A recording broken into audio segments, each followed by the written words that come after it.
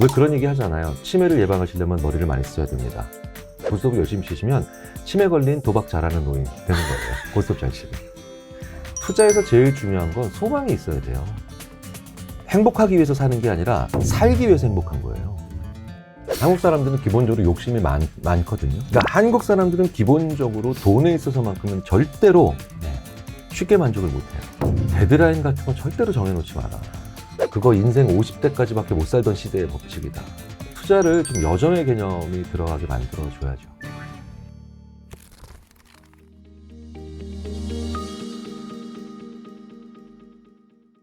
김경일 교수님 한번 꼭 모셔서 저희가 투자 관련된 콘텐츠를 하는데 사람들이 제일 중요한 게 투자 심리잖아요. 네네. 막 그 시황할 때도 그런 얘기 많이 아마 들어보셨을 거예요. 뭐 투심이 악화됐다. 네, 투심이라 그러시더라고요. 투심이 살아났다 이러면서 심리는 한번 꼭 다뤄봐야겠다. 그래서 이제 교수님을 모셨습니다.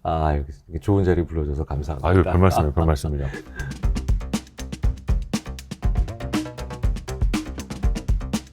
하시는 일이 굉장히 많으시더라고요. 그런가요? 게임문화재단 이사장 네, 또 네, 하시고 네, 네. 강연도 굉장히 많이 하시고 네, 또 네. 최근에 이제 심리 읽어드립니다. 책이 나와가지고 네. 예. 네, 그래서 또 많이 봐주셔서 망신은 안 나가고 있습니다. 요게 10월에 나왔죠? 네, 그렇네요. 한 달 좀 넘었고 네. 사실 요 책에는 이제 투자 심리 관련된 내용은 없고 네. 이게 전반적인 이제 심리 네. 관련된 내용이어가지고 요 책은 이제 직접 사서 보시면 좋을 것 같고 오늘은 투자 심리 위주로 이야기를 좀 많이 해보려고 하는데 네. 그 인지 심리학이 그냥 음. 우리가 알고 있는 일반 심리학하고 좀 다른 거예요? 제가 잘 몰라가지고. 뭐 인지심리학이 어떤 심리학이다를 뭐 교과서적으로 설명드리기보다는 네. 다른 심리학자들이 이제 인지심리학자들을 어떻게 보는가를 보면 좀 이게 설명이 쉬워지는데요. 네. 뭐 심리학하면 보통 상담하는 거, 뭐 그다음에 뭐 검사하는 거, 그다음에 뭐 광고 만들 때 뭐 이런 얘기 많이 하세요. 그래서 임상심리학, 상담심리학, 사회심리학 이런 분야는 딱 들으면 어떤 심리학인지 그래도 웬만큼 감이 오시잖아요. 네네네. 인지심리학 잘 모르겠다고 보통 그러시는데 네. 이런 임상, 상담, 사회, 뭐 문화 이런 쪽 심리학자들이 저 같은 인지심리학자가 옆으로 지나가면 저희들한테 이렇게 부릅니다. 어이 이공계 일로 와봐. 인지 심리학을 이공계로 봐요? 네, 이공계. 왜냐면 이공계 학문을 그렇게 많이 배워요. 네, 그러니까 저 보통 이제 인지심리학으로 석사과정하러 들어가니까 다른 심리학하는 친구들은 다 뭐 성격에 의해 뭐 우울증의 치료, 정신분석 이런 거 배우던데 네. 저는 첫 학기에 공업수학, 그 다음에 뭐 신경계의 구조, 막 뭐 맨날 생물, 수학, 컴퓨터, 생물, 수학, 컴퓨터, 생물, 수학, 컴퓨터 이렇게 거의 배웠어요. 네. 그러니까 그게 왜 그러냐면 실험을 해서 사람의 마음을 수리적으로 좀 표현하는 것들을 좀 많이 하죠. 네. 그래서 하드웨어적인 학문이고 그다음에 인공지능과 연관이 높고 그다음에 숫자 좋아하고 그러니까 이제 딱 보면 이제 다른 심리학 하는 친구들이 야 너는 문과 속의 이과다야 맨날 이러면서 그래서 좀 숫자에 조금 밝다 뭐라 그럴까요? 그다음에 실험 기법이 발달돼 있다 다른 심리학에 비해서 뭐 이렇게 보시면 될 것 같아요. 그래서 어떻게 보면 투자자들의 심리, 이 투자 심리를 보는데 조금 더 적합한 학문이라고 그렇죠. 볼 수 있겠네요. 왜냐하면 인간을 숫자로 표현하는 데 있어서 인간이 가지고 있는 숫자 중에 제일 중요한 게 돈이잖아요. 그럼요. 예. 그래서 인지심리학에서는 실험을 할 때 많이 사용되는 게 돈이에요. 네. 너한테 2,000원이 있다. 너 여기다가 1,000원 쓰고 난 다음에는 어디다가 나머지 돈을 쓸래? 뭐 이런 실험들이 있죠. 그래서 2002년에 노벨 경제학상 받은 분이 프린스턴의 다니엘 카네만이라고 하는 예. 분인데 이분이 인지심리학자거든요. 그러니까 이제 그때 이후로는 더 활발하게 2002년 이후로는 더 활발하게 세상에 나와서 말씀을 드리는 기회가 많아졌고 카네만이 2002년에 노벨 경제학상 받으면서 진짜 나의 제자는 아니지만 나 다음으로 우리 인지심리학의 전통을 받은 사람 한 사람 받아야 될 사람이 있다. 네. 그 사람이 리차드 탈러인데 2017년에 넣었지. 행동경제학. 넣었지. 네. 그래서 행동경제학의 아버지라고 불리는 사람이 아까 말씀드렸던 인지심리학 다니엘 카네만이고 네. 그다음에 행동경제의 교황이 바로 2017년에 탈러죠. 네, 넛지. 거의 같은 학문이에요. 거의 같은 학문. 근데 책 이름이 넛지잖아요. 네. 넛지가 옆구리 살짝 찌르서 찌른다. 운다. 이렇게. 그 얘기는 뭐냐면 그 인지 심리학을 그대로 표현한 학문이에요. 그러니까 저희는 심리학자들 중에 가장 사람 못 바꿔, 사람 안 변해. 사람 변치 않는다. 네, 근데 살짝 찌르면 행동은 네, 바뀐다. 행동이 바뀌는 거죠. 맞아요. 네, 네. 그래서 사람을 한테 얘기할 때도 제가 보통 이렇게 표현합니다. 학생들한테 상담 심리를 공부하면 네. 그 사람이 좀 더 닫힌 마음을 열 수 있도록 긴 시간 동안 정말 그 수고스러운 상담을 하시면서 변하게 바꿔주는데 인지심리학자들은 참을성이 없어서 이럴 때 불을 몇 개를 꺼야 습도를 몇 %를 올려야 갑자기 닫힌 마음이 살짝 순간적으로 열리는가 이런 걸 연구한다고 넛지를 공부하는 학문이라고 보통 이렇게 학생들한테 이해 편의를 위해서 얘기하죠. 맞습니다. 그때 네. 그 넛지가 엄청나게 히트를 쳤죠. 그렇죠. 책도 네, 엄청 많이 팔렸고 네. 덕분에 사람들이 화장실 변기에 파리가 왜 그려져 있는지도 그렇죠. 다 알게 됐고 정말 유명해졌죠. 근데 이게 우리 투자하는 관점에서 보면 투자를 할 때도 어떤 뭐 심리 상태라든지 심리학을 좀 알면 투자하는 데도 좀 많이 도움이 될까요? 아주 도움이 될 수도 있고요. 네. 그 다음에 도움과는 전혀 무관하게 그냥 무관할 수도 있는데 문제는 이런 심리학적인 내용에 대한 지식이 좀 있으면 네. 뭔가 도움이 된다는 뜻이 네. 앞으로 더 수익률이 좋은 투자를 한다라는 것보다는 내가 지금까지 해왔던 투자가 정리가 되는 거죠. 복귀를 더 잘할 수 있어요. 근데 왜 프로 바둑 기사님들이 꼭 항상 그러시잖아요. 예. 한 단 더 올라가고 더 나은 프로 기사가 되려면 네. 복귀를 잘해야 된다. 그렇죠. 예. 그러니까 뭐냐면, 내가 이전에 투자해서 좀 수익률이 좋았을 때도 있고, 투자해서 재미를 못 봤을 때도 있는데, 그냥 그건 거예요. 그러면. 성공과 실패로만 나뉘죠. 근데 성공과 실패의 이유를 모르잖아요. 네. 그런데 그 성공과 실패의 이유 중에 절반은 최소한 나의 심리 상태인데, 그게 정리가 안 되니까, 그냥 이번에도 그냥 또 나머지 절반을 모른 채 하니까 그게 대부분 운에 맡기는 듯한 느낌이 많이 들거든요. 이해하는 데 도움이 많이 됩니다. 이해하는데. 네. 내가 왜 그런 투자를 했는지에 대한 이해를 하는 데도 도움이 되고요. 그래서 앞으로, 그런데 이해를 하게 되면 이해가 쌓이면 어느 순간부터는 예측이 됩니다. 이해가 쌓이면 예측이 된다. 네네. 이거 되게 중요한 문구 같은데. 이해가 쌓이면 예측이 된다. 사실 근데 투자를 내가 왜 하는지에 대해서도 뭔가 좀 정립을 좀 하는데 이게 도움이 된다면서요. 심리학이.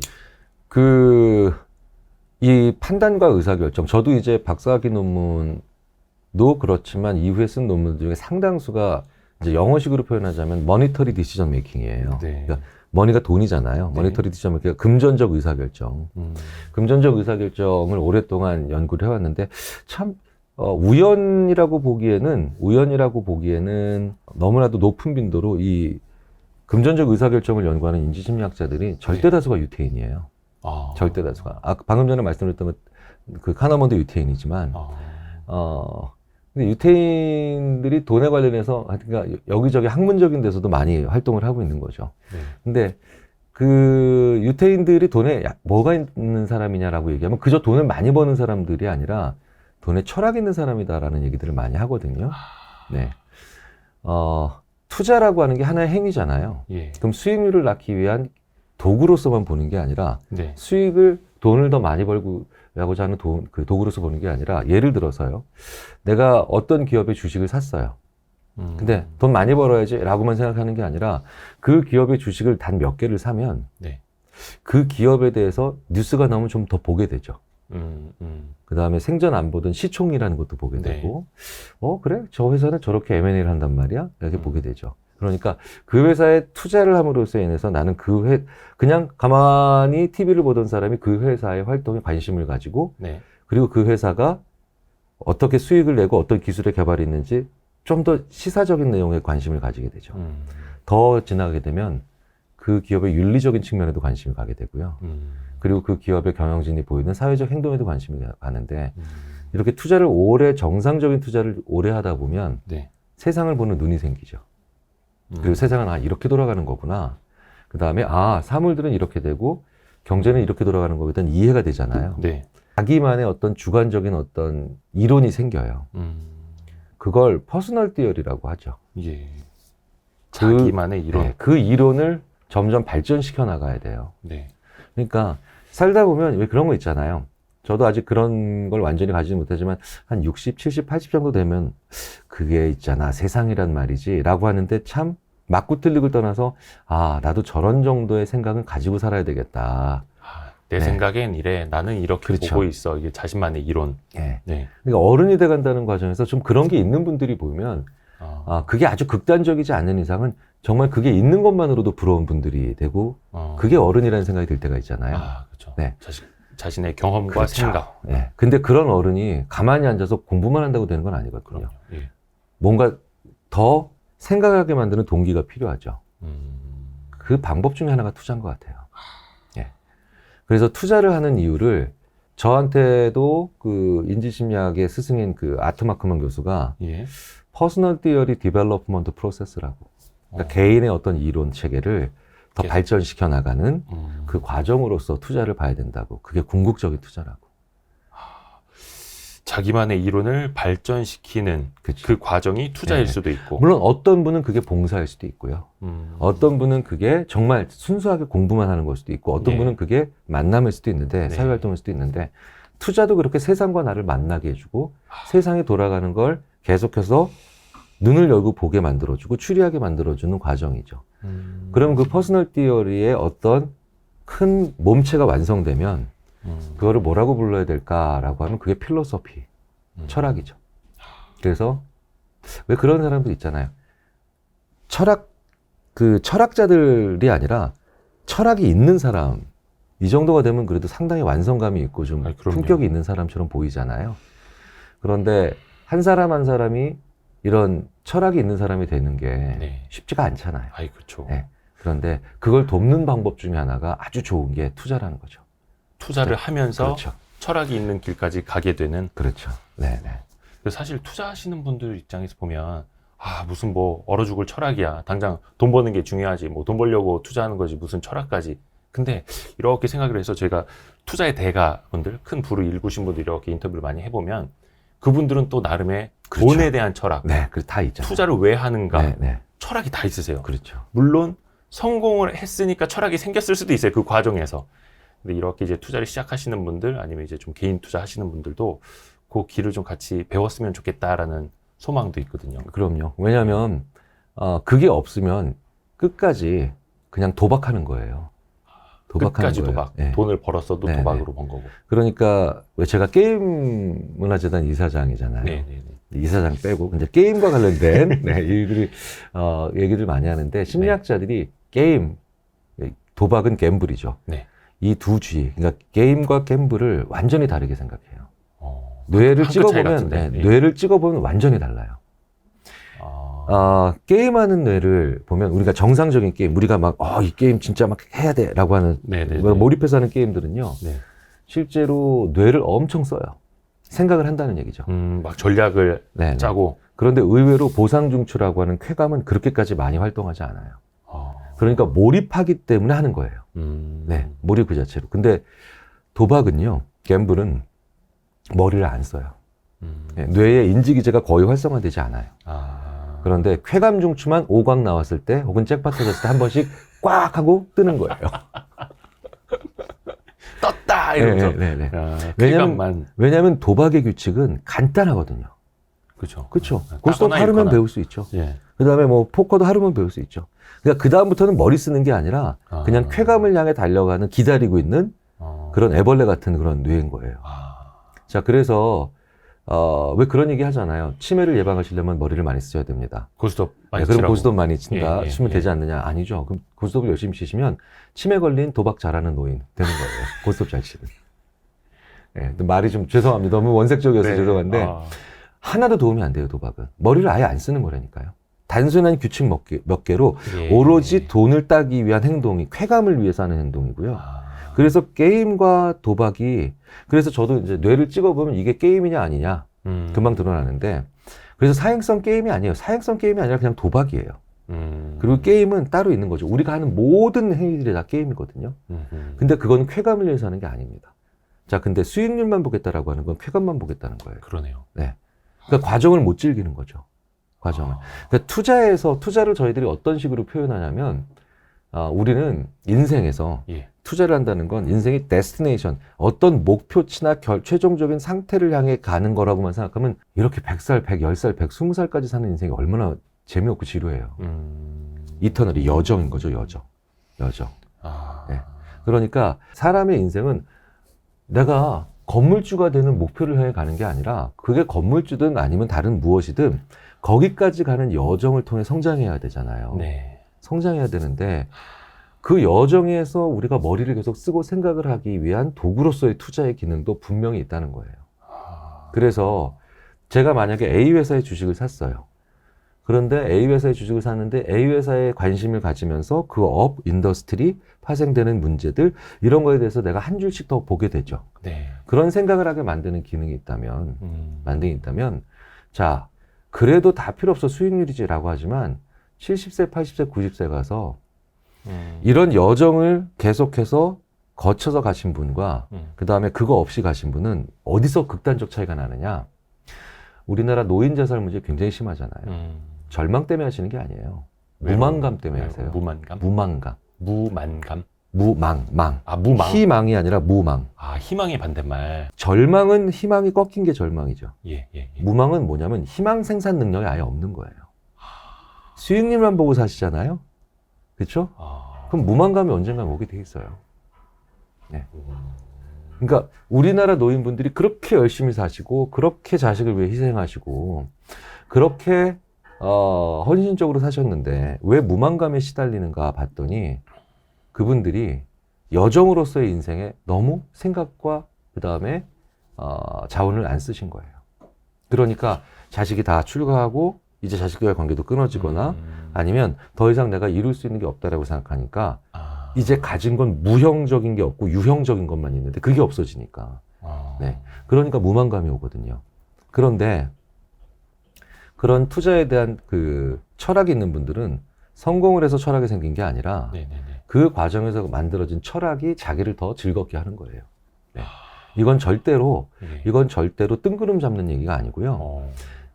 우리가 어느 정도 삶이 후반부에 들어가서 그 후반부가 그런데 이제는 다 나중이잖아요. 예전에는 50대, 60대에 왔는데 이제는 90대, 100세, 110살에 그 후반부가 온단 말이죠. 그러니까 훨씬 더 차이가 커질 거라는 거예요. 훨씬 더. 투자를 내가 성장하는 도구로 생각하셔야지 그냥 그저 최종 종착점으로만 보시면 재미도 없을 뿐더러. 왜? 여정이 재미가 없으니까. 여정의 개념이 없으니까. 오로지 목적지만 가고 그러니까 우리가 만약에 부산을 간다고 했을 때 서울에서 만약에 운전을 하고 간다 그랬을 때 부산 간다라는 것만 생각하면 그 운전하는 5시간 얼마나 재미없어요. 근데 야 옥천육에선 뭘 먹고 중간에 대전쯤에선 혹은 동대구쯤에서 살짝 따바져 나가서 또 맛있는 거 사진 이렇게 찍고 이게 여정이잖아요. 여정. 투자를 좀 여정의 개념이 들어가게 만들어줘야죠. 와, 정말 중요한 이야기네요. 어떻게 보면 진짜 이것만 보시면은 오늘 볼 거 다 보신 것 같아요. 제일 중요해요. 왜냐면 저도 약간 좀 지금은 조금 고쳐가고는 있습니다만 성격이 되게 급한 편이었거든요. 지금 정말요? 되게 뭔가 목적지향적이고 내가 목표로 한 건 달성을 해내야 되고 막 그런 성격이었는데 돌아보니까 내가 그 과정을 되게 즐기지 못하는구나.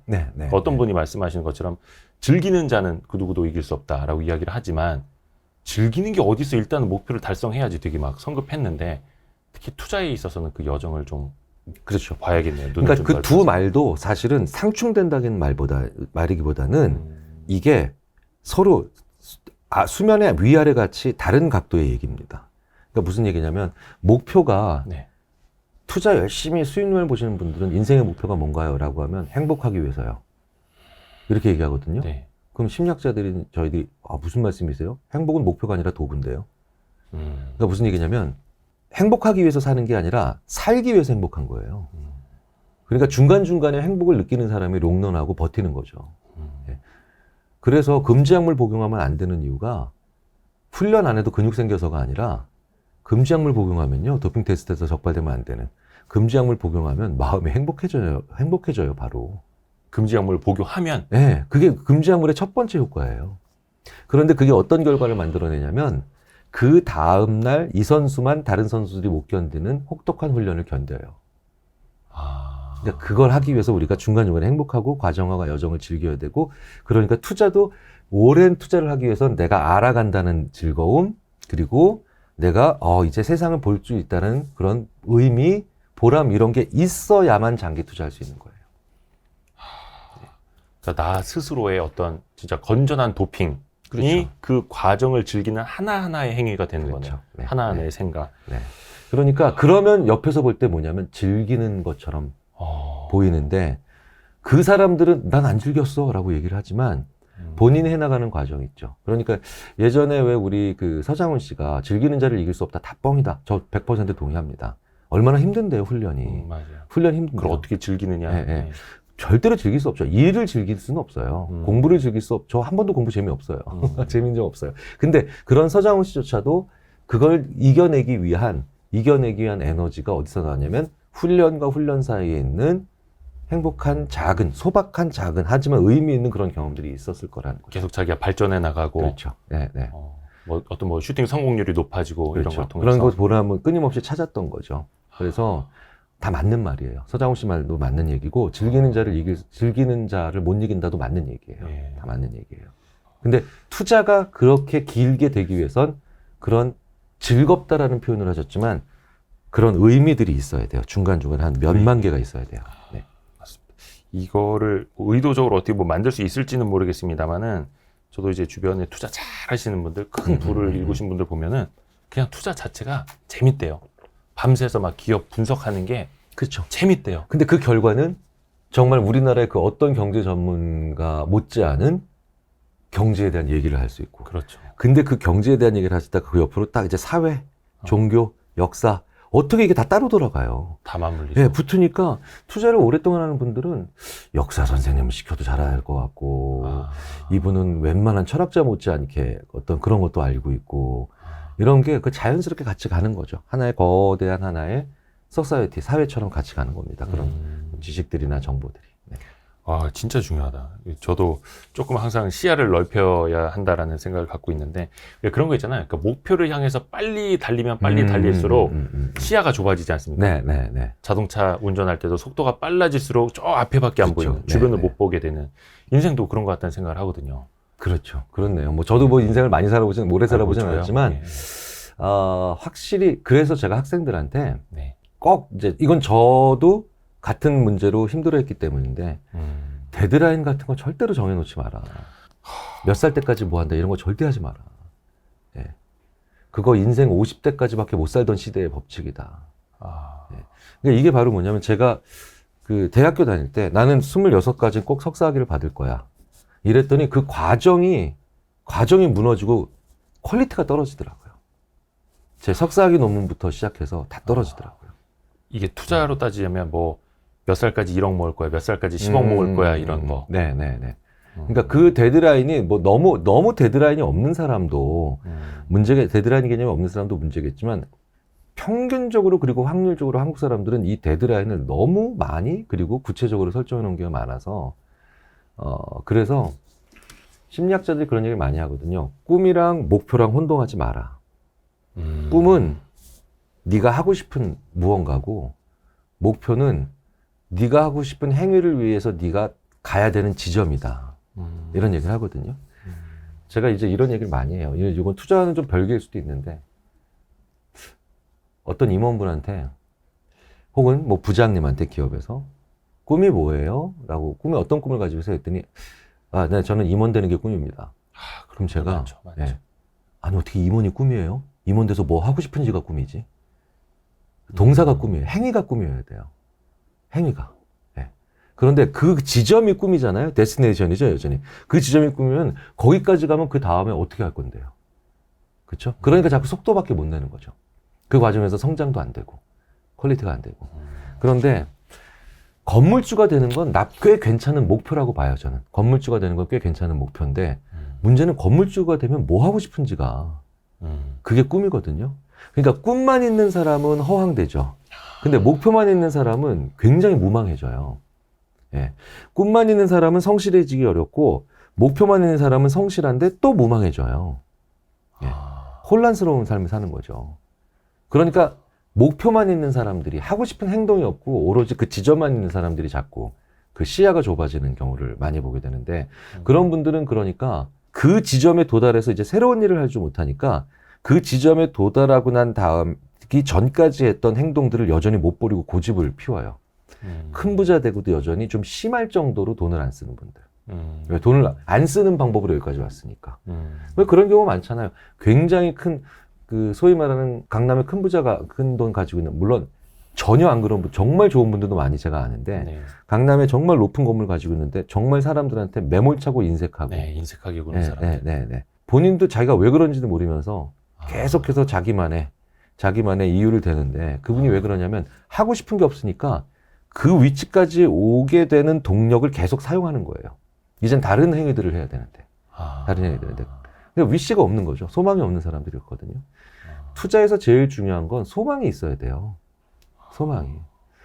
유태인 경제교육의 가장 중요한 핵심을 글쎄 모르겠어요. 우리 눈으로 보니까 그걸 못 보시는지 모르겠는데 걔네는 위시리스트를 만들게 해요. 소망을 만들게 하고. 어릴 때부터. 그렇죠. 예.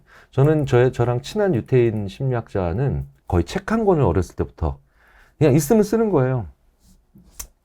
엄마가 그랬대요. 마이클, 너 100불 생기면 뭐 할 거야? 그러니까 어린아이한테 자기한테 100불은 그러니까 계산이 안 되는 돈이었대요. 그래서 100불이 뭐예요, 엄마? 그랬더니 1달러 알지? 네, 1달러 많은 걸 살 수 있죠. 사탕도 7개나 살 수 있고 그게 100개가 있는 거야. 세상을 다 가지고 왔더래요. 그래서 막 썼대요, 자기가. 무려 2페이지를 썼대요. 그때 글을 처음 쓰기 시작하니까. 100불 가지고 하는 거죠. 그게 자기 위시죠. 다음 해가 되니까. 그때는 뭐 다 그냥 뭐 사고 싶은 장난감들이 그렇죠. 위시리스트일 거 아니에요? 그래도 뭐 나쁘진 않은 거예요? 그렇죠. 나쁘지 않은 거죠. 예. 어린아이가 그럼 뭐 생각해보세요. 뭐 어린아이가 뭐 세계평화를 원하겠어요. 그 다음에 이제 가을쯤 되니까 한 몇 달 지나니까 엄마가 그걸 500불로 올려주더래요. 500불 가지고 써봤대요, 자기가. 그거는 준 게 아니고. 이게 생긴다면. 생각만. 예. 그거야 뭐 대학교 다닐 때 만불도 가능하죠. 예, 만불. 그래서 얘가 대학원 왔을 때 저를 만났는데 책 한 권이 있는데 다 책을 깨끗이 인쇄된 게 아니라 하나씩 뭐 이렇게 집어넣은 거죠. 걔가 대학교 때까지 그 장난을 이제 친 거예요. 어머니가 해주지 않아도. 그러니까 마지막 장난친 게 10,000불이에요. 10,000불 생기면 뭐 할까 쭉 써봤대요. 이게 습관이 생겨서. 그러니까 걔는요, 오늘 당장 복권에 당첨돼도 파산 안 되는 애예요. 왜? 위시리스트가 있으니까. 위시리스트가 있으니까. 저는 그게 유태인 경제교육의 가장 큰 본질이라고 봐요. 네, 그러니까 소망이 있는 사람, 하고 싶은 일이 있는 걸 만들어주는 거죠. 돈을 통해서. 그 내용을 떠나서요. 그 위시리스트의 내용의 어떤 질적인 거나 너 왜 이런 거밖에 생각을 못해? 우리 부모님들 아마 그럴 수 있거든요. 왜냐면 그게 위시리스트 한번 10개 적어봐라 했는데 여기에 뭐 장난감 사고 미니카 사 이러면 등짝 맞는 거지. 야, 너 이 새끼야 이런 거밖에 생각 못해. 그 내용은 상관 전혀 없죠. 근데 그게 어른의 언어로 변화가면서 점점 동사가 거기서 행위들이 나오잖아요. 행위들. 그러니까 돈은 거기에다가 그 행위를 더 크게 만들어주는 증폭제죠. 건물주라는 명사랑은 구별이 완전히 되는 거죠. 저랑 비슷한 또래의 아주 큰 부를 가지고 있는 분들을 꽤 알잖아요. 근데 그 행위가 있는 사람들이 있어요. 그러면 이분들은 부자여도 부자이기 때문에 오히려 행복한 거예요. 부자이기 때문에. 근데 많지는 않죠. 많지는 않은데 소망이 있으니까. 네. 소망이 있는 사람이 생겨야 돼요. 그래야 투자를 여정으로 철학이 이런 과정으로 다시 만들어내거든요. 제가 여기서 뭐 교육 문제까지 갑자기 제가 막 얘기를 해서 너무 죄송한데. 너무 좋습니다. 그래서 아이의 소망을 나는 어떤 걸 소망하는 사람이고 어떤 행위를 하고 싶은 사람인가를 만들어 놓는 게 가장 우리나라에서 필요한 일입니다. 그것부터 먼저 해야 돼요. 이걸 살아가면서 하나씩 알아가는 거죠. 그러니까 만약에 내가 누군가에게 무엇을 가르쳐 주는 걸 좋아하는 사람이다. 난 그 소망을 가지고 있다. 그럼 이분은 투자를 하는 목적과 투자라는 과정이 계속해서 의미가 있게 되죠. 그렇죠? 근데 나는 무언가 분석하는 일을 해보고 싶다. 그럼 그분은 투자를 하는 과정에서 또 자기의 관심사에 맞는 일들을 해나갈 수 있게 되겠죠. 동사형으로 좀 바꿨으면 좋겠어요, 우리나라를. 근데 원래 우리나라 한국어가 동사 위주 언어거든요. 그러니까 서양은 부모가 이건 애플, 이거는 사과, 이거는 책상, 이거는 의자 이렇게 명사로 가르치는데 서양 연구자들 눈에 한국어가 너무 재밌는 언어라는 거예요. 왜냐? 한국어는 동사가 다양해서 동사로 가르쳐주죠. 이건 먹는 거야, 이건 입는 거야. 이거 번역하기 되게 어려워요. 이건 food, 이건 cloth, 이게 아니라 우리는 먹는 거야, 입는 거야. 그래서 이게 앨런 마크맨과 바바라 트베스키 같은 아주 아동 인지 발달에서 기사성 같은 연구자들이 한국 언어가 제일 동사형이다. 제일 동사에 가깝다. 근데 우리는 지난 몇십 년 동안 가장 명사화된 그런 생각을 하게 만들었던 거죠. 바꾸면 될 것 같아요. 네, 뭔가 되게 이제 좀 성장 위주의 목적 지향성을 가지고 좀 그러니까요. 빠르게 달려왔다 보니까 네. 주변이 좀 보이지 않았던 이제는 거고. 확 한번 또. 근데 또 우리나라는 또 바꿀 때도 잘 바꾸니까. 네. 그것도 이제 목적을 가지고 확 바꾸죠. 그런가? 또 그러니까 그렇네, 진짜. 사실 어떻게 보면 이제 변화하는 네네. 과정도 여정이라고 생각을 하고 또 이제 네. 같이 좀 생각을 많이 다양하게 해봐야 되는데 그것도 쉽지가 않은 것 같습니다. 저는 와 진짜 이 말씀 오늘 교수님 정말 잘 뵌 것 같아요. 그럼 이거 하나 먹어도 되나요? 아니 드세요. 아니 근데 솔직히 당 떨어졌어요. 요 그 철학 부분 아까 무망감하고 의미, 소망, 데드라인 드는데 솔직히 조금 울컥했습니다. 개인적으로. 왜냐면 저는 그 데드라인에 되게 치이면서 살아왔거든요. 기자 생활만 이제 10여 년 하다 보니까 하루하루가 데드라인 있잖아요. 그러셨겠다. 시간 단위로 쪼개야 되고 네. 점심 때는 누굴 만나야 되고 몇 시까지 기사 마감을 해야 되고 몇 시에 방송 들어가야 되고. 그러니까 지금도 가끔 두 가지 꿈을 꾸거든요.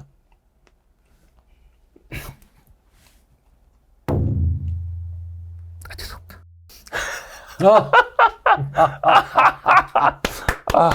죄송해요. 네. 아니, 아직 눈물은 안 떨어졌습니다. 제 별명이 악어의 눈물이거든요. 아이고. 네, 정말 이 죄송합니다. 대목에도 근데 그러니까 한국 사람들 있잖아요. 한국을 전 세계에서 가장 재미있는 지옥이라고 저희가 이 지옥불에 떨어진 우리 한국 사람들. 그냥 우리나라 사람들 대부분이 그러잖아요. 이렇게 치열하게 그 목적을 가지고 막 달려가는. 네. 근데 이제 아유 큰일 났다.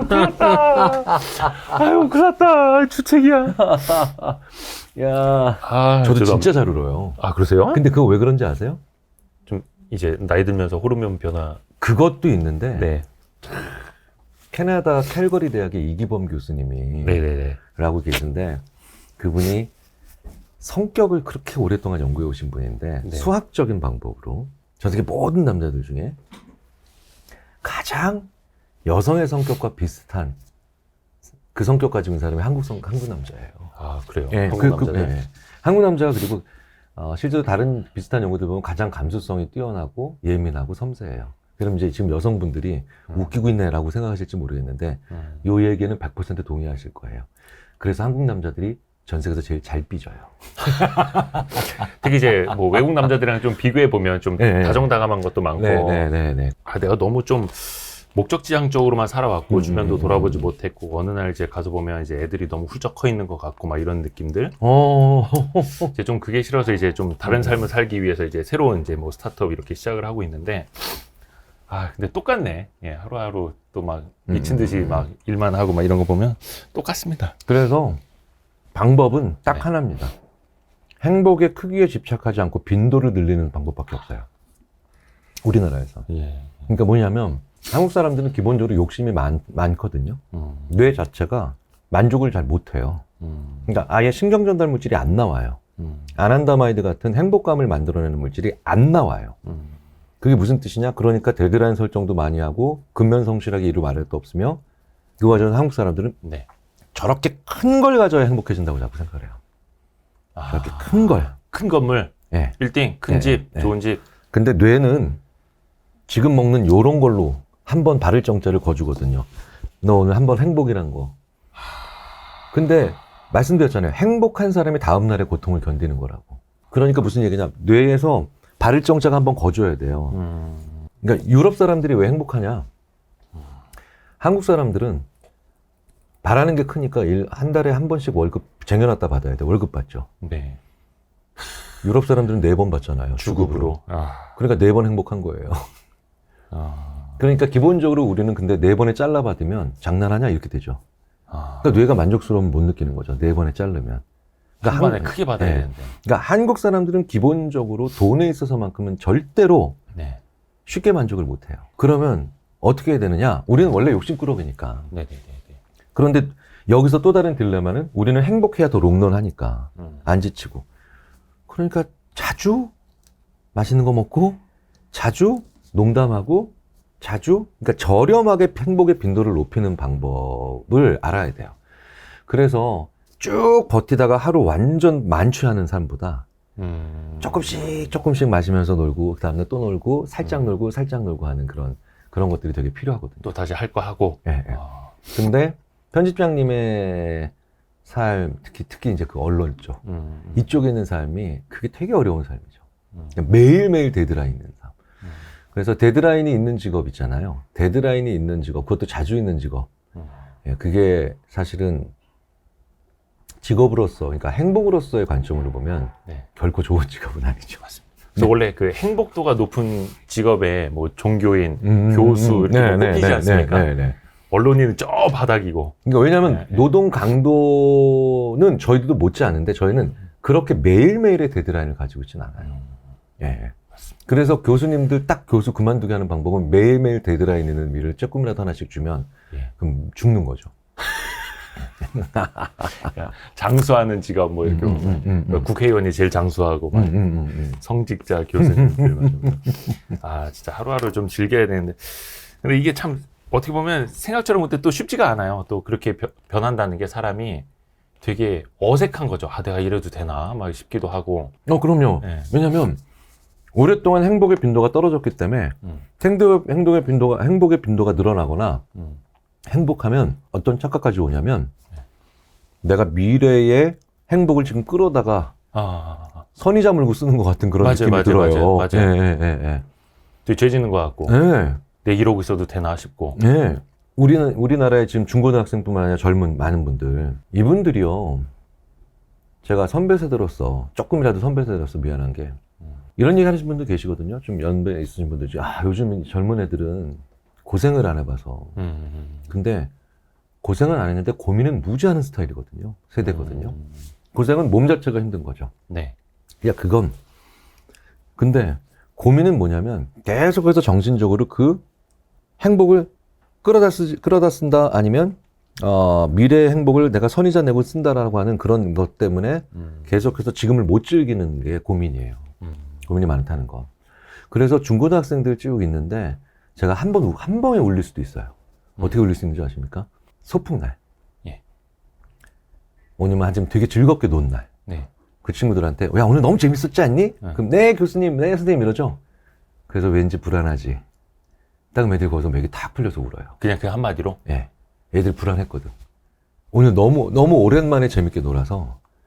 아니 뭐 다음 주에 시험이다 뭐 이게 아니라 그냥 오늘 그냥 불안하지 이거 한마디로요. 네, 그러니까 오늘 너무 재밌게 놀았는지 그러니까 네라고 하는데 그래서 이제 슬슬 불안하지. 이게 뭐예요? 그러니까 즐기지를 못한 거예요. 예. 그러니까 이게 경험으로서의 행복인데, 예. 그러니까 이게 딱 끌어다 쓴 것 같은 거죠. 맞아요. 끌어다 쓴 것 같은 거죠. 예, 뭐지 뭐 대부업체에서 돈 좀 빌려다 쓴 것 같고. 예. 그러니까 그게 근데 생각해 보세요. 저보고 많이 그런 얘기 하시거든요. 에너지가 많으신 것 같습니다. 저보고. 되게 좀 밝고 긍정적이신 것 같아요. 예. 그러면 무슨 힘으로 일하시나요? 그럼 저는 그냥 이렇게 얘기해요. 내일 모레 저녁 먹을 막창 2인분?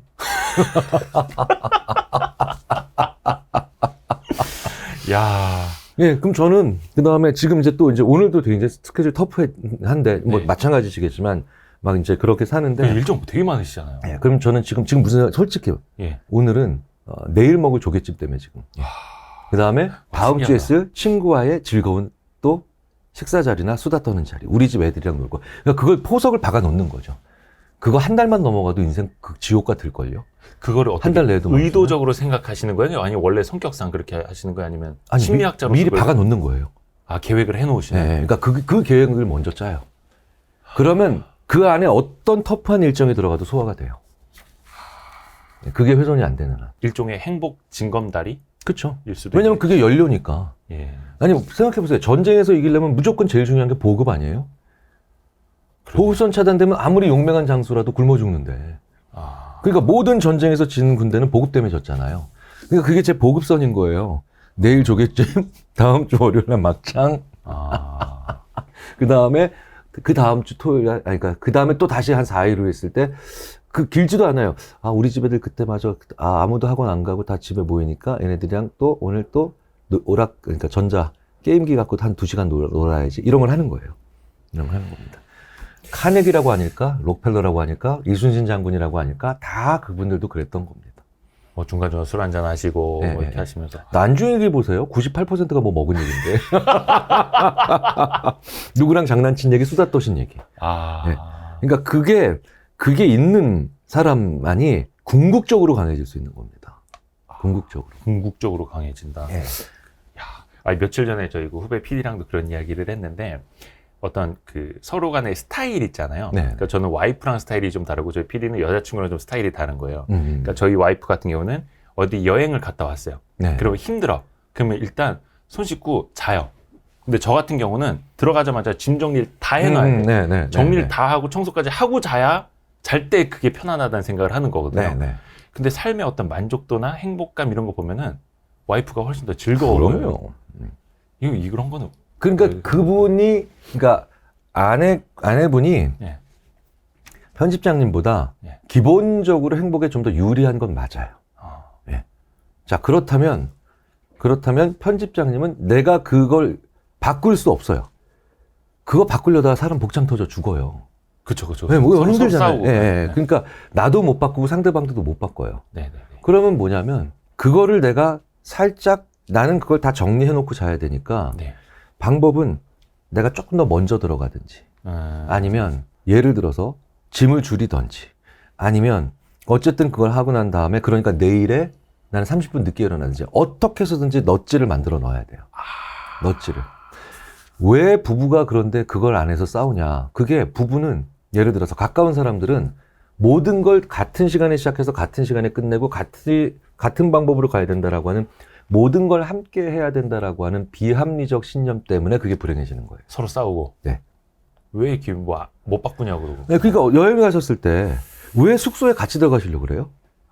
30분 먼저 들어가시면 되죠. 30분 늦게 일어나시면 되고. 예. 더 재밌는 건 왜 여행을 가는데 그 여행지까지 이제 가족 아이들도 많아지면 아이들이 더 크잖아요. 네. 그 저도 부산 여행 가면 이미 대전에서 의사에 있어요. 그죠? 예.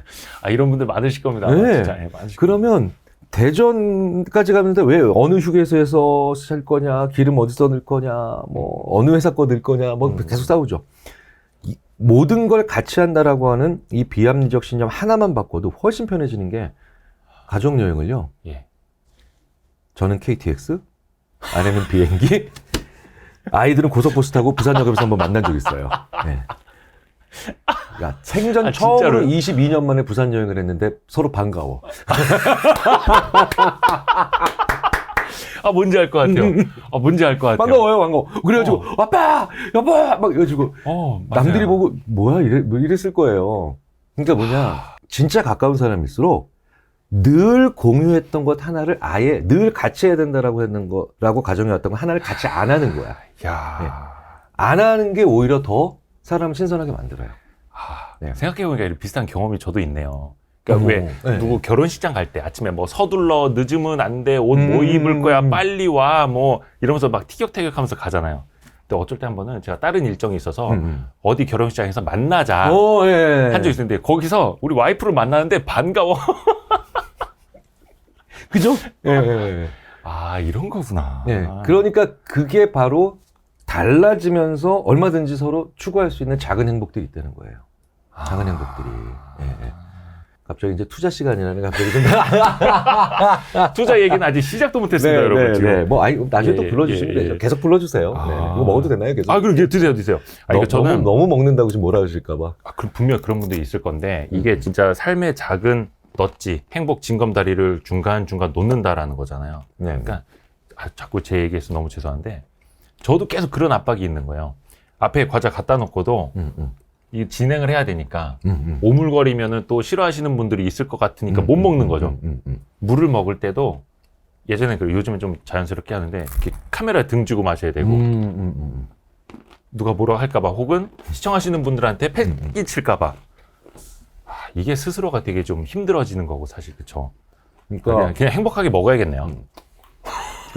그렇다고 뭐 이제 국정연설을 하면서 먹으면서 하면 안 되겠지만 그것도 한번 곰곰이 생각을 해봤는데 미안하다는 말을 못해서 미안하다는 얘기, 죄송합니다는 얘기를 안 하고 안 하려고 하다 보니까 결국 못 먹는 거고 죄송합니다. 저 오늘 진짜 배고픈데 유튜브니까 그래도 좀 먹는 거 한번 해주십시오. 이런 것도 괜찮지 않을까요? 그러니까 미안하다는 말을 살면서 저도 마찬가지인데 사람들이 미안하고 죄송합니다를 흔쾌히 하기 싫으니까 아예 그렇게- 미안한 일을 안 만들려고 하네. 네.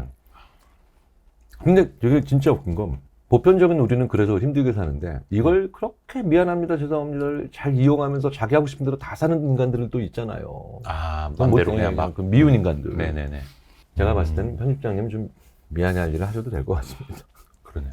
여러분, 저기, 죄송합니다. 아직 투자 심리는 운도 못 됐습니다. 이거 한 줄도 안 나갔다고, 그죠? 아, 질문을 되게 많이 준비를 했거든요. 투자에 관련된 거, 이렇게 네, 쏠림 네, 네. 현상, 뭐 네, 포모 네. 현상, 뭐 손절, 뭐 이런 거. 아, 진짜 시작도 못했네. 큰일 났네. 아니, 그러니까 뭐, 네. 저 이렇게 뭐라 그러나요? 이렇게. 네. 뭐 시작할 때 이렇게 워밍업 하는 편 이런 거 있잖아요. 네네네. 뭐, 예, 그런 걸로 뭐. 사실 그게 본론이죠. 네, 그렇죠. 네, 저도 사실은 그렇습니다. 그래서. 아, 사실 그리고 제가 예. 오늘 오면서도 제가 하시는 그 출연하시는 라디오 프로그램 너무 많이 들어가지고 정말 많이 들어서 아유. 뭐 이렇게 말씀드려도 크게 그 틀린 게 없는데 저 이두 편집장님 저 팬이거든요. 아유, 팬인데 고맙습니다. 잠깐만 내가 오늘 이분 앞에서 투자 얘기를 해?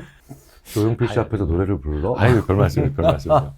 그러니까 투자 이게 심리 관련된 걸 저희 좀 많이 여쭤봐야 되는데, 네. 아, 이제 본론으로 들어갈까요? 이제 1시간밖에 안 지났으니까. 혹시 네. 교수님, 투자 하세요? 네. 네. 주식은 하죠. 주식은 하고. 근데 제가 다른 방송에서 들었는데, 강연을 가신 그 회사의 주식을 뭐 3주씩 사신다면서요? 네. 요즘 돈을 좀 벌어서 5주씩 삽니다. 와, 야, 저 LG 생활건강 한번 강연 가시면은 네. 큰일 나겠네요. 한 주에 100만 원이 넘죠? 그렇죠. 네. 그럼 다시 이제 정말 자존심 상하지만 한 주 산 회사도 있어요. 그 회사 주식 그렇게 막 사시는 네, 이유는? 그러니까 그 다음에 한 번 더 불러주면 한 주 더 사고 뭐 3주 더 사주고. 그러니까 아까 말씀드렸잖아요. 퍼스널 티어리. 저의 개인적인 이론은 뭐냐. 네.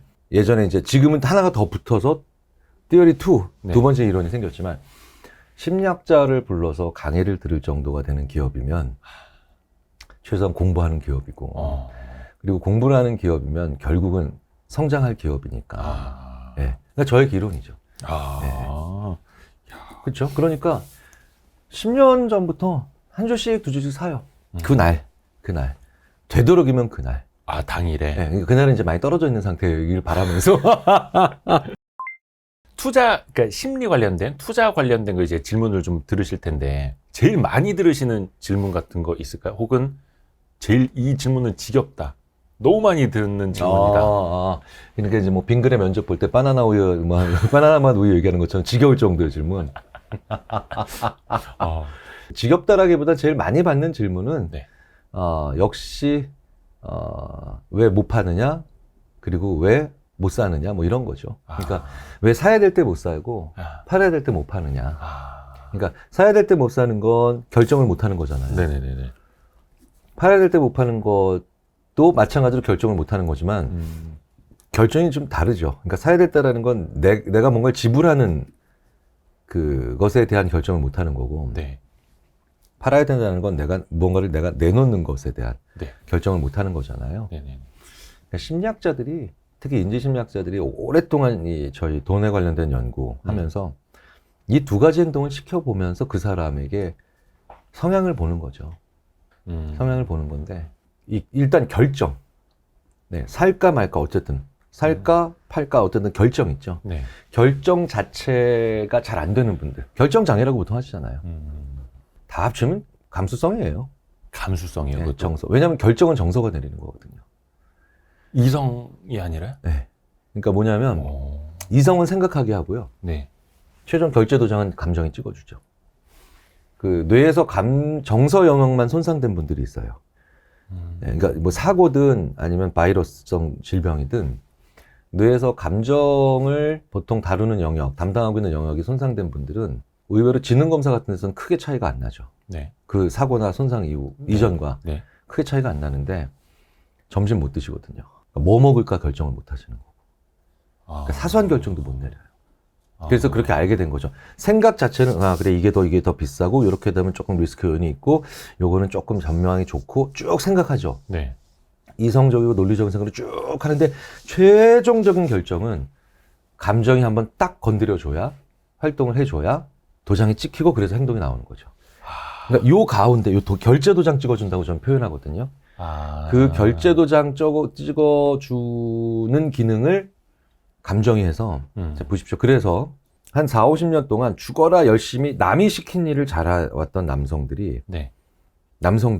여성보다 특히 감수성에 있어서 좀 불리하죠. 왜?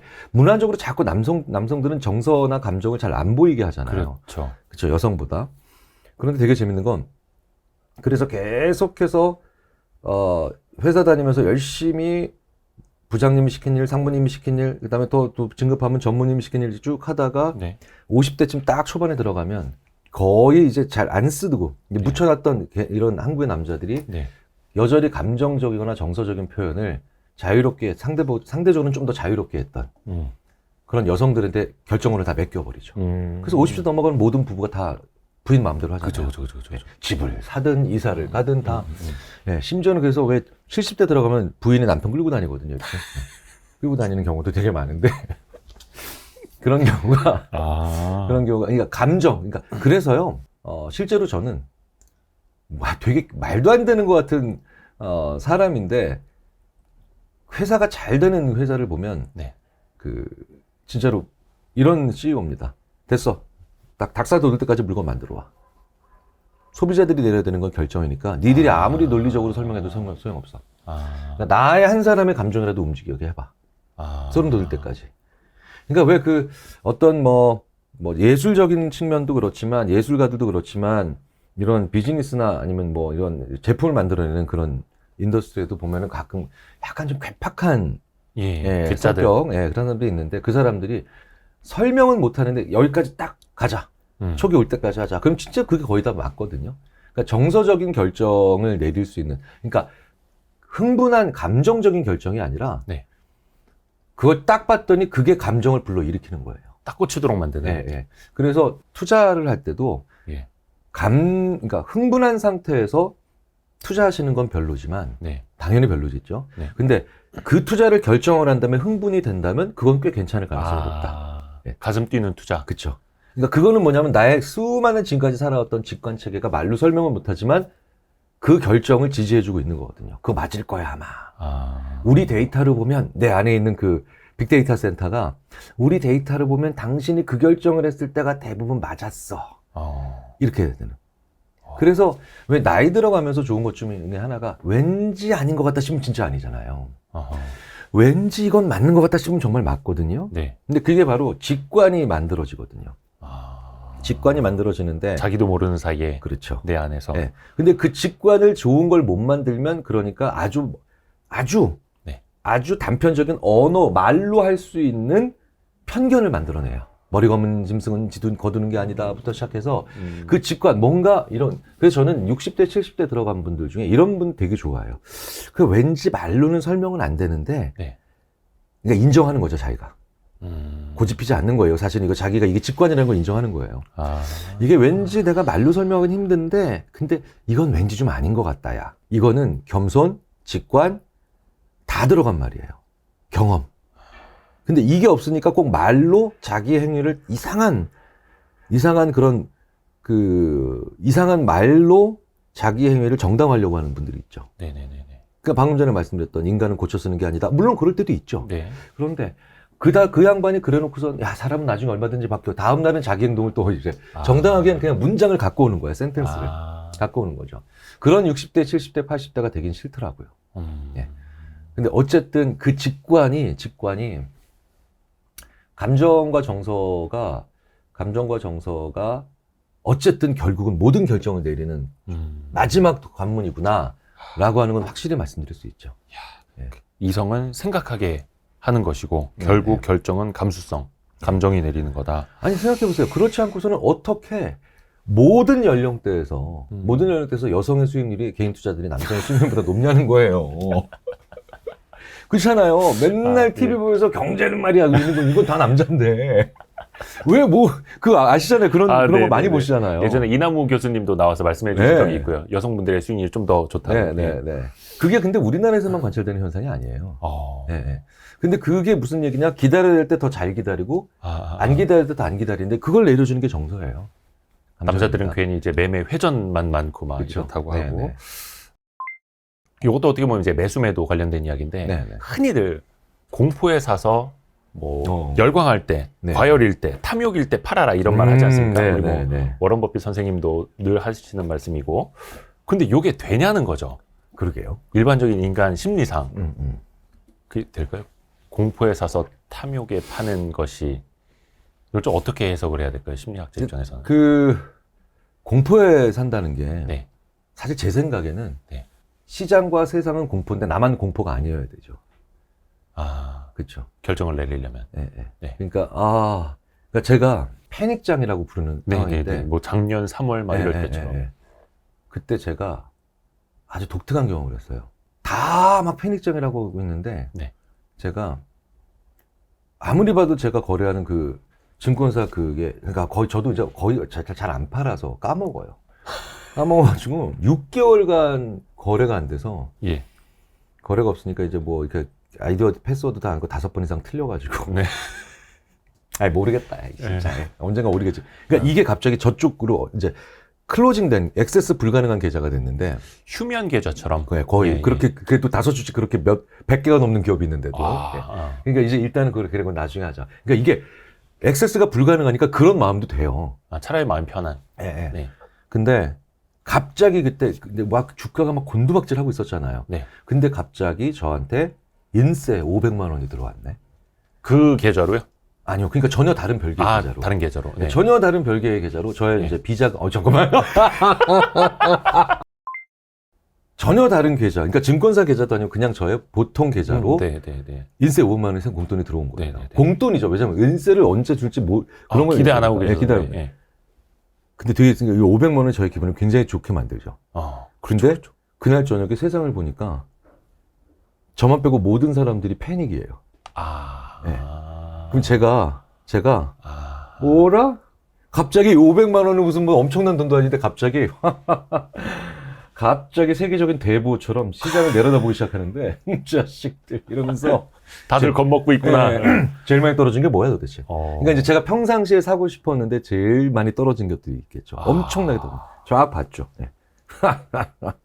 어이구 반토막. 아이고 즐거워라. 그 500만 원 그걸 샀어요. 샀어요. 그 일종의 어떤 상황이 만들어주는 걸 수도 있겠네요. 상황에다가 예. 이게 있잖아요. 공포를 왜 우리 행동경제학이 네. 계좌의 이름을 여러 개를 붙여놔야 아. 여러 투자가 된다. 네네네.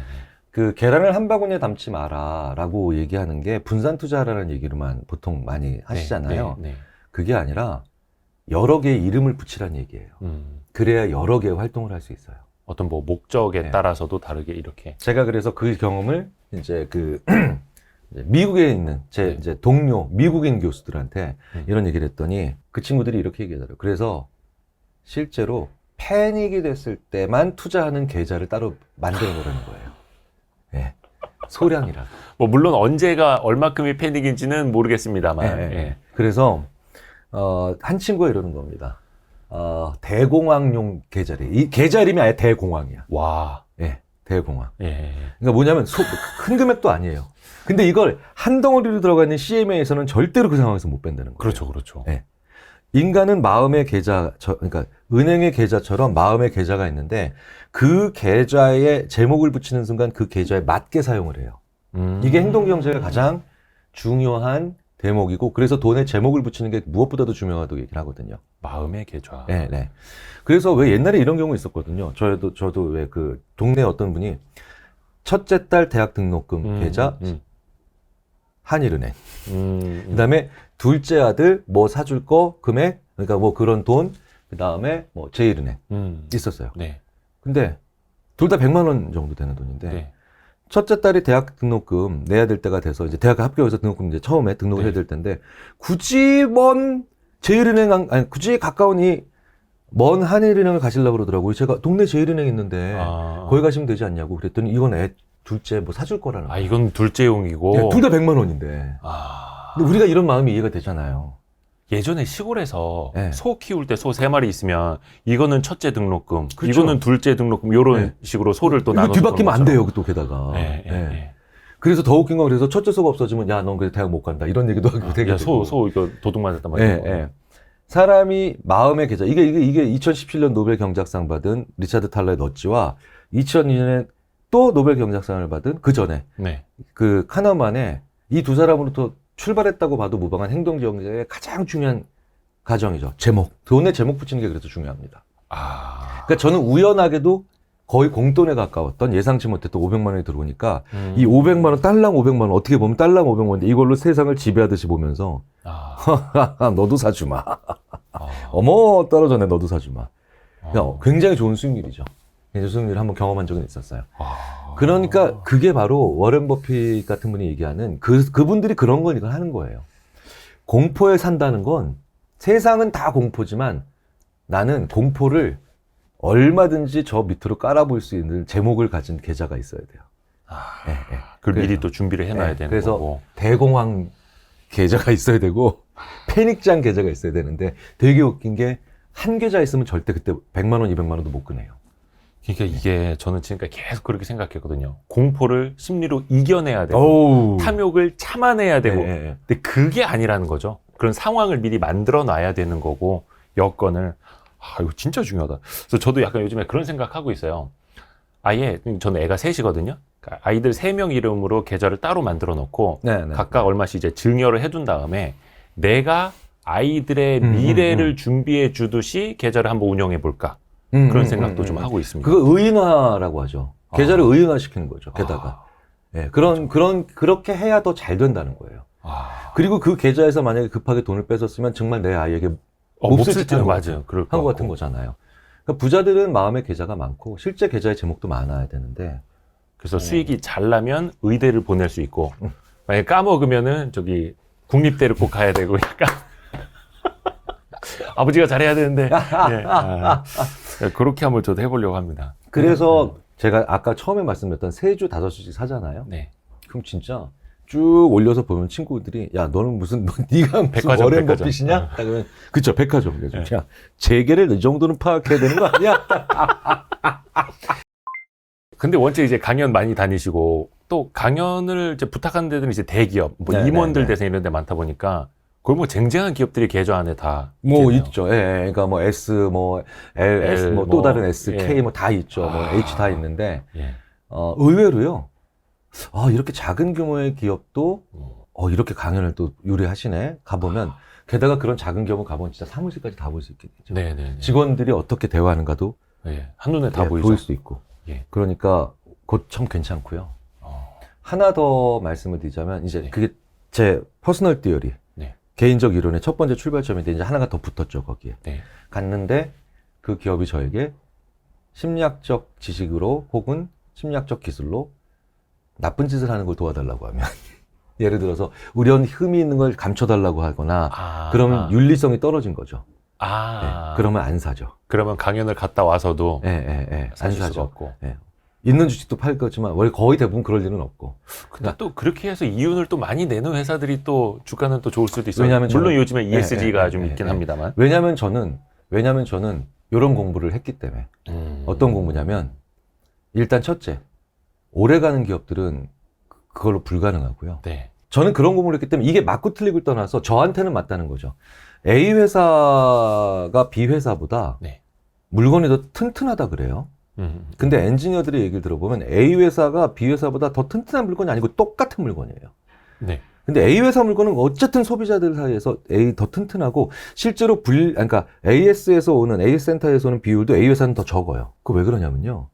A 회사가 더 착한 기업이라고 생각하니까 실제로 사람들이 분명히 공학적으로는 20만 번을 여닫을 수 있는 양쪽의 제품인데 문을 A 회사 제품이 더 착하다고 생각하면 자기들도 모르게 A 회사 제품을 더 살살 문을 열고 닫아요. 그래요? 더 아껴 쓰고 더 소중히 달아요. 왜? 내가 더 착한 기업을 물건이니까 팡팡 놓지 않는다는 거예요. 어차피 막 이거 싸구려 막 뭐 몇 번 쓰고 버릴 거 이러면 어차피 막 쓰는데 그게 되게 많이 일어나는 현상이에요. 그러니까 결과적으로 뭡니까? A 회사 물건은 더 살살 닿고 A 회사 물건은 더 소중히 다르니까 튼튼한 거죠. 네. 그게 따뜻한 기업의 이미지를 가지고 있는 기업의 어마어마한 자산이에요. 어마어마한 자산. 진짜 대박이네요. 네. 그게 브랜드 자산의 일부일 수도 그렇죠. 있겠네요. 네. 그래서 저는 그 공부를 했으니 윤리적으로 문제가 있고 심지어는 그런 이미지가 그래서 이제 많이 강한 기업들의 물건은 네. 주식은 절대 안 사죠. 두 번째 이론입니다. 와, 네. 진짜. 그러니까 그게 직결 항상 이제 여기서 수익률과 직결되는 건 아니지만 어쨌든 이런 행위들이 합쳐지고 그리고 그런 작은 주식들을 여러 개 사는 게 합쳐지면 결국은 거대한 흐름, 큰 흐름은 다 그쪽으로 갈 수밖에 없죠. 네. 지금 저희가 다음번은 언제 3분의 1도 못했습니다. 네, 3분의 1이 아니라 4분의 1도 못한 것 같은데요. 저는 약간 이거 시작하기 전에 교수님한테 네. 개인적으로 아이디어를 한번 드렸는데 네.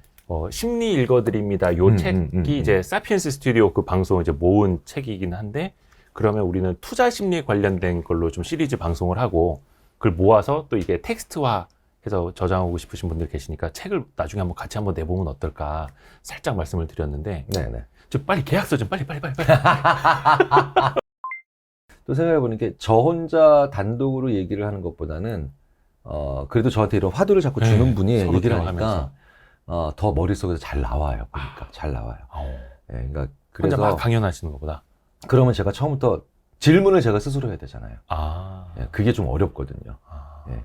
그래서 저도 오늘 그래서 머릿속에서 오늘 좀 잘 나오네 이런 느낌. 감사합니다. 그러니까 아까 제가 조금 살짝 창피한 모습을 좀 보이기는 했는데 저는 약간 그런 생각도 많이 했어요. 점 보러 가서 우는 사람, 심리 상담 가서 막 눈물 쏟고 오는 사람들 이해가 되게 안 갔거든요. 저 청승 떨고 있어. 왜 저래? 막 그 사람들 다 자기네들 대상으로 장사하려는 건데. 근데 제가 이제는 그 이해가 갑니다. 자기를 꺼낸다고 하죠. 자기를 직면한다고 하잖아요. 그러니까 제가 봤을 때는 조금 이게 그때 이제 편집장님이 자기를 한번 직면하신 거죠. 그러니까 내가 이대로 한번 놓고 본 거예요. 여기다 놓고. 그렇게 한번 보는 순간이 있었던 거죠. 맞아. 예. 저도 가끔 그럴 때 눈물이 많이 나요.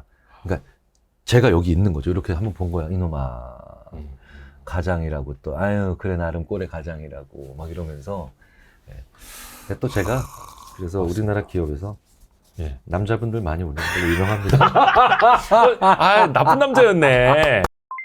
그런 얘기 되게 많이 하세요. 교수님 강의는 여자분들한테는 되게 재밌는 유쾌하고 해하고 그런... 통찰을 많이 주시고 남자분들한테는 굉장히 이렇게 좀 이렇게 저미는 것 같은 걸 많이 하는데 보통 이런 게 눈물이 여자분들이 더 많이 있고 유쾌 통쾌가 이게 남자분들한테 많은 건데 그걸 거꾸로 하는 그 얘기를 많이 하셔서 그런가? 라는 생각도 가끔 해보죠. 아마 이제 그 강연을 많이 들으시는 분들이 뭐 한 40대, 50대 가장 분들이 또 많으실 테니까 그분들 마음속에 사실은 물풍선 같은 거 하나 있잖아요. 그렇죠. 톡 하면 탁 터지는. 네. 저도 이제 40대가 돼가지고 그걸 이해할 수 있는 나이가 될 때는 이거 현실을 좀 부정하고 싶다. 웰컴. 네. 교수님 진짜 오늘 바쁘신데도 또 멀리까지 나와주셔서 너무 감사하고요. 다음 그 다음에 나올 때는 저기 그 소세지도 이렇게 하나 주세요. 좋아하신다는 소세지 꼭 준비해 놓겠습니다. 고맙습니다. 교수님. 또 뵙겠습니다. 네, 자주 불러주세요. 고맙습니다. 감사합니다. 감사합니다.